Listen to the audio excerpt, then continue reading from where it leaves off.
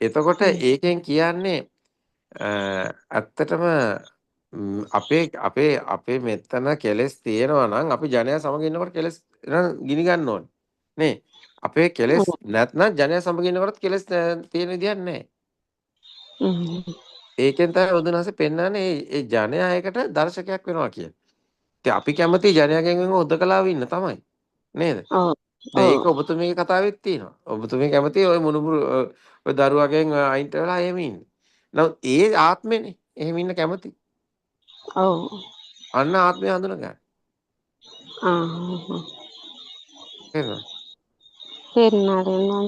ඒ නිසා තමයි ඔබතුමිය ඔතනිනුත් ඒක මේ ධර්මයේ දැක්කා නම් එහෙම තියෙන විදියකුත් නැහැ. එහෙනම් අන්නේ ඒක තමයි බුදුන් වහන්සේ පෙන්නන්නේ. යන්හි තතතර වසති. එතන. ඒ සිත දකින්න කියන්නේ ඒකටයි. සිත දකින්න කියන්නේ වෙන එකකට නෙමෙයි. තමන්ගේ මේ ස්වභාවය දකින්න එකටයි. අන්න එහෙම වුණොත් දැක්කා වෙනවා. එතකොට තමන් මේ ධර්මය හරියට දැක්කා නම් ඕක වෙන්න විදියකුත් නැහැ. එහෙනම් ඒ ආයතන ටිකේ වැඩ කරන්නේ නේ. ඇසට වර්ණයක්, කනට ශබ්දයක්, නාසයට ගන්ධයක්, දිවට රසක්, කයට උණුසුම. එතකොට නේ මනසට සිතුවිල්ලක් විතරයි. දරුවා කියන්නේ, සෙනග කියන්නේ ඔක්කොම සිතුවිලිනේ. ඒතකොට සිතුවිල්ල දෙයක් නැත්තම් දරුවක් දෙයක් වෙන විදියක් නැහැ.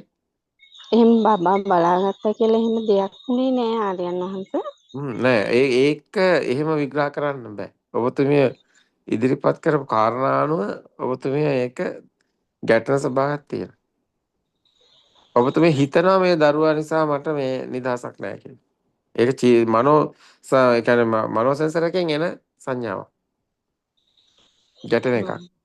ඒක පෙන්නනවා ඔබතුමියගේ ඒ ස්වභාවය. එතන ආත්ම ස්වභාවය තියෙනවා. එතකොට ඔබතුමිය මේ ඉන්න දරුවට සතුටින් සලකන එකක් නෙමෙයි මේ කියන්නේ. ආකල්පමය පැත්තෙන් Taman මේක දෙයක් වෙලාද නැද්ද කියන දෙයක් වෙලා තියෙනවා. එහෙනම් දෙයක් උනේ නැත්නම් ඒක තමන්ට දැනෙන එකක්. ඒක හිතන එකක් නෙමෙයි. එහෙනම් දෙයක් උනේ නැත්නම් ඒක තමන්ට දැනෙන හිතන එකක් නෙමෙයි. දැන් තමන්ට දෙයක් වෙලා තියෙන නිසා තමයි ඔබතුමියට ඔක කියවෙන්නේ. ඒක විතරක් නෙමෙයි ඔබතුමියගේ අසනීපයි හැම එකම ඔබතුමියට දෙයක් වෙලා තියෙනවා. නැත්තම් දැන් ඕන වෙලාවක හුස්ම ටික යන්න පුළුවන්. ඒ හුස්ම ටික ගියයි කියලා මොකෝ වෙන්නේ? කොහොමත් සබදාමක්නේ. ගස් කොළන් වගේ ඔය සරු කුඩු ඔක්කොම ගස් කොළන් ඔක්කොම එකයි නේද? කොහොමත් පොළට පස්සේ නේද? එහෙමනම් ඔය හුස්ම ටික ගියත් එකයි තිබ්බත් එකයි. ඉතින් දරුවෝ නම් දඟලනවා. ඉතින් ඒතර තමුණුත් දඟලුවත් ඒක දෙයක් වෙන විදියක් නැහැ. ඔය කොච්චර දඟලුවත් හුස්ම ටික ගියත් එකයි හිටියත් එකයි කියන තැනක ඉන්න කෙනෙකුට එහෙම දෙයක් වෙන විදියක් නැහැ. දැන් එතකොට ඔබතුමිය බලා ගන්න පුළුවන් ඕවයි. මම අල්ලගන්න එපා හැම කෙනෙක්ම තමන්ගේ මම අල්ලගන්න බොරු කරලා හරියන්නේ නැහැ. එන සත්තාන විසුද්ධියයි කියනකොට සුද්ධ වෙන්න ඕනනේ. මමයා සුද්ධ වෙන්න ඕන. එහෙනම් නේ සත්පුජ්‍යල ස්වභාවය නේ සුද්ධ වෙන්න ඕනේ. අර කියන්නේ සත්තාන විසුද්ධියයි කිව්ව එතන. විසුද්ධියට එන්න ඕනේ. එතකොට ditthi විසුද්ධියට එන්නේ එතකොටයි. චිත්ත විසුද්ධියට එන්නේ එතකොටයි. පැහැදිලි නේ? ඒ ටික සුද්ධ වෙන්න ඕනේ. ඒ ටිකම තමයි දර්ශකයක් වෙන්නේ. ඒ ටිකම අධ්‍යයනය වෙන්න ඕනේ. එතකොට දැනේ මේ එතකොට සුඛ ස්වභාවයක් මතුවෙනවා. ඒකම සුද්ධ වෙන දෙයක් නෑ. සුවිසුද්ධාක. අන්න එතකොට සුඛේ එනවා. සෑල්ලුව. එතකොට ඔබතුමී ඉන්නාලා කතා කරන්නේ. එතකන් ඔබතුමී ටිකක් ඉරවිච් ගතියින් කතා කරන්නේ. පැහැදිලි නේ? පැහැදිලි. නේ? හොඳයි අපි තාක්ෂණයට අවස්ථාවක් දෙමු. දැන් ධර්මයේ දැනුම බැලුවොත් ඔබතුමීට හොඳට තියෙයි. ගොඩක් කල් බණ අහලා තියෙනවා නේ. බණ අහලා තියෙන නිසා දැනුම බැලුවොත් ඔබතුමීට හොඳට තියෙයි. නමුත් දැන් මේ තමන්ගේ මේ ගති ස්වභාව කියන්නේ මාර්ගයේ තියෙන එතනනේ. එතකොට තමයි ඔබතුමීට ඕක වෙනම කතාවක් නේ. දැනුම කියන්නේ මේක වෙන කතාවක්. පැහැදිලිනේ. ඒ දැනුම කොයිතරම් දුරට මේ තමන් අර භාවිතයේ යෙදුනද කියන එකයි තියෙන්නේ. මත් වෙන්න ඕනේ සහැල්ලුවෙන් ඉන්න ඕනේ. හුස්ම ටික ගියා සහැල්ලුවෙන් ඉන්න ඕනේ. ඒකයි කතාව. හොඳයි එහෙනම්. තමන්ගේ හුස්ම ටික යනකොට කවුරුත් නැහැ. ආයි මේ සසරෝගේ තේරුම් ගන්න ඕනේ. මේක නෑ නවතම් පොලක් විතරයි. හරියට කුලියට ගත්ත වාහනයක් වගේ. මේක තේරුමක් නැහැ කතා කරන්න.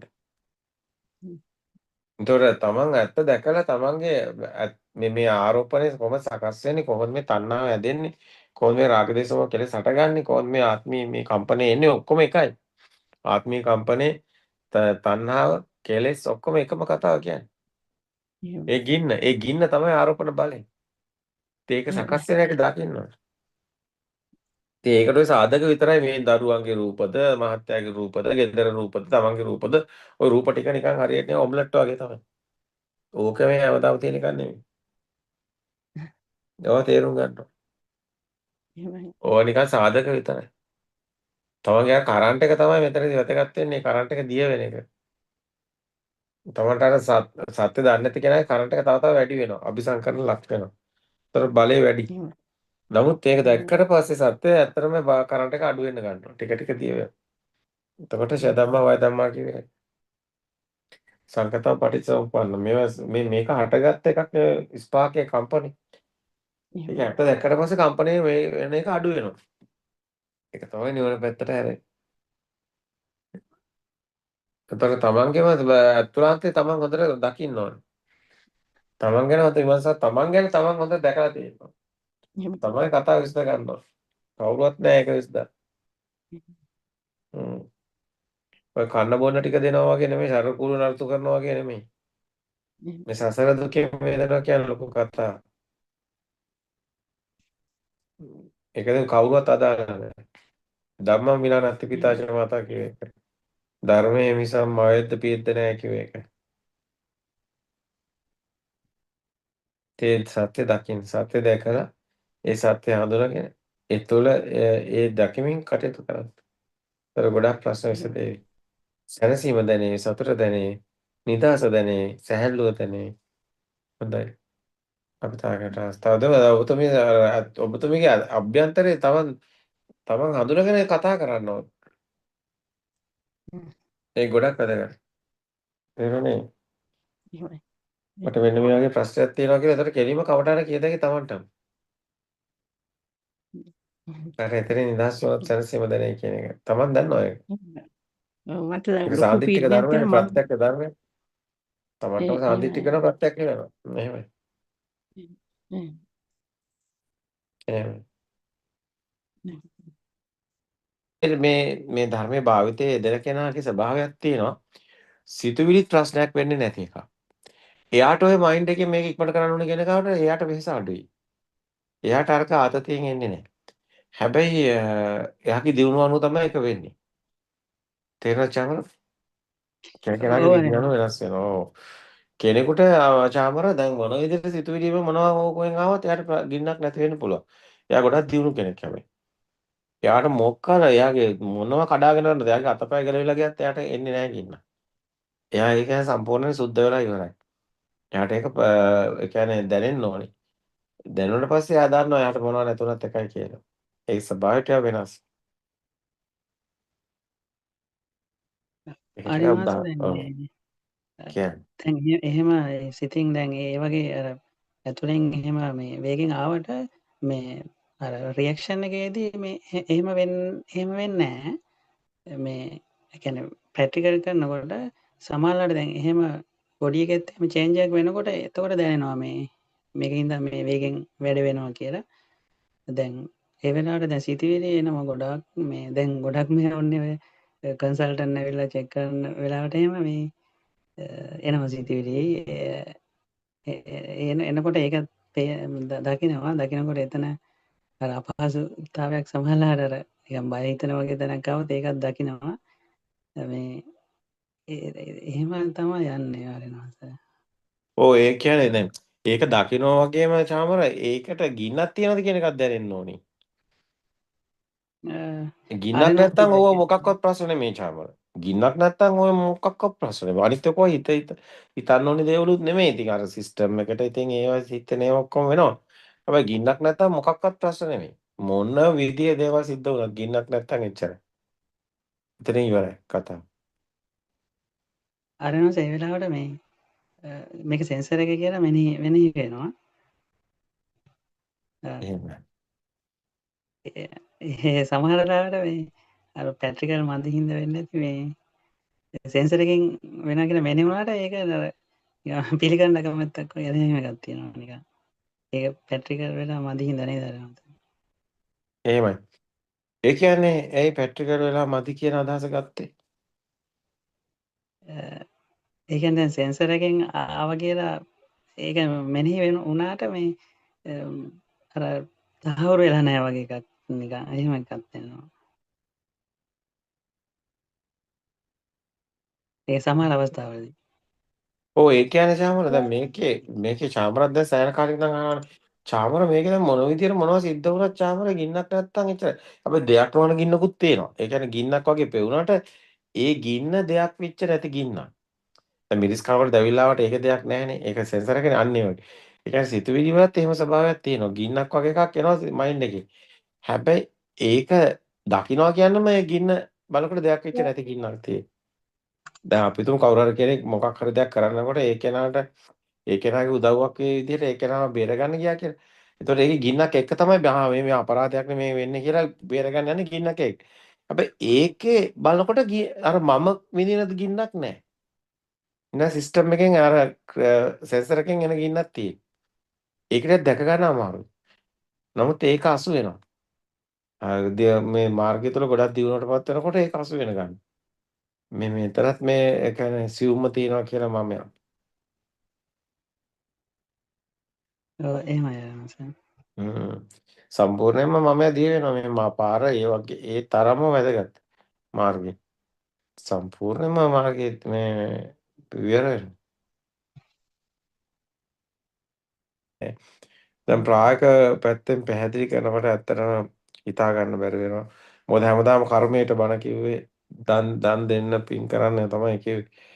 දාන දෙන්න පින් කරන්න කිව්වට කර්මයට බණ කිව්වට හරියන්නේ නැහැනේ. හේතුඵල ධර්ම දැනගන්න එපා. බුදු කෙනෙක් ලෝකෙට පහළ වෙලා දේශනා කරන්නේ මේ භවය යන්න නෙමෙයිනේ දිව්‍ය ලෝක යන්න නෙමෙයිනේ. බුදු කෙනෙක් ලෝකෙට පහළ වෙලා දේශනා කරන්නේ මේ මොහොතේ සිත දැකලා මිදෙන්නනේ. මේ අකාලික ධර්මනේ. මේ මොහොතේ නිවන් දකින්න හැටනේ කියන්නේ. ඉතින් ඒ බණ කියන්නේ නැත්තම් වැඩක් නැහැ අපේ ආන්දරනේ කියලා අපි නම් කියන්නේ. හරි අපරාධයක් නැත්තම්.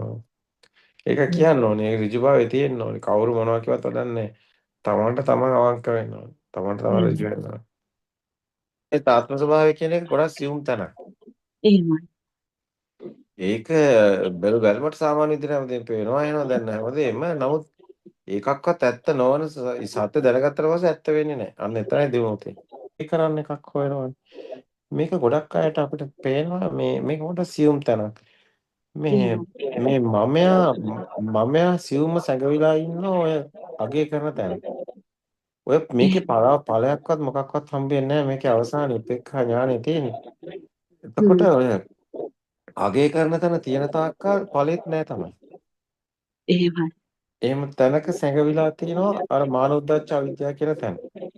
එහෙමයි. අවිද්‍යාව කියන්නේ දැන් නොදන්නකම. එයාගේ අවිද්‍යාව තමයි යාට දෙයක් වෙලා තියෙන තාක්කල් අවිද්‍යාව තියෙන්නේ. එහෙමයි. දැන් ඕක හොයන්නේ සියුම් තැන් වලින්. දැන් ඔය අගේ කරන එක තමයි මේකේ අවසානයේදී අපිට පේනවා මේ නිවන් දැකපු කෙනෙක් ඉන්නවා. කොහේ හරි කෙනෙක් ඉන්නවා කියලා හිතාගෙන තමයි මේ මම ඉන්නවා කියලා තැන තමයි ඉන්නේ. එහෙම නැත්නම් එයා දියුණුයි කියලා හිතන එකක් තියෙනවා. ඒත් එයාටම නොදැනී එතනත් විඥාන මායාවක්. ඔන්න ඔතන හරි සියුම් තැනක් අල්ල ගන්න ඕනේ. එහෙමයි. එහෙම වුණොත් ගොඩාක් අයගේ ප්‍රශ්න විසඳෙනවා කියලා තේරෙනවා. දැන් කතා කරපු අයගේ ඔක්කොගෙන් බලනකොට මේ ස්වභාවය නම් තියෙනවා කියලා තේරෙනවා. එහෙමයි. කියන්නේ අගේ කරන එකක් පේනවා. නන්දියක් පේනවා. නන්දිය තියනවා කියන්නේ එතන ඒකම තමයි ආත්මය වෙන්නේ. ඔව්. නන්දිය නැතුව අගේ කරන ක්‍රමයකුත් තියෙනවා. ඒක දැනෙනවා. ඒක එහෙමයි. ආර්යයන්ට දැනෙනවා මේ නන්දිය නැතුව අගේ කරන එකක් තියෙනවා. ඒක පෘථග්ජනයට ලේසි නෑ. එහෙමයි. ලෝකෙ මිදෙනකොට හැබැයි ඇත්ත දකින්න නම් ඒක හම්බ වෙනවා. එහෙමයි.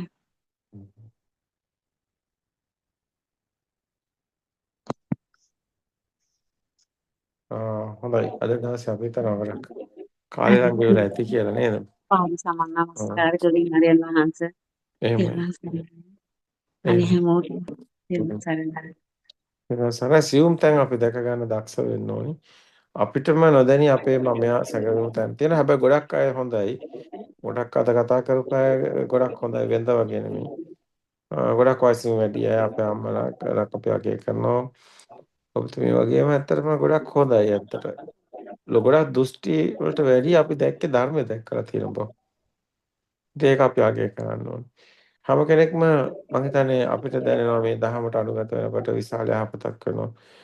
ඉතින් ගොඩක් කරදරවල හිටපු අය මේ වෙනකොට සැනසීමෙන් කටයුතු කරනවා. හරි සතුටින් හැම කෙනෙක් ගැන. ඔය හැමෝටම නිවනින් සැනසීම ලබන ශක්තිය ධෛර්යය දානවා. අපි හිත දවසේ නැත් මොන ගෑම්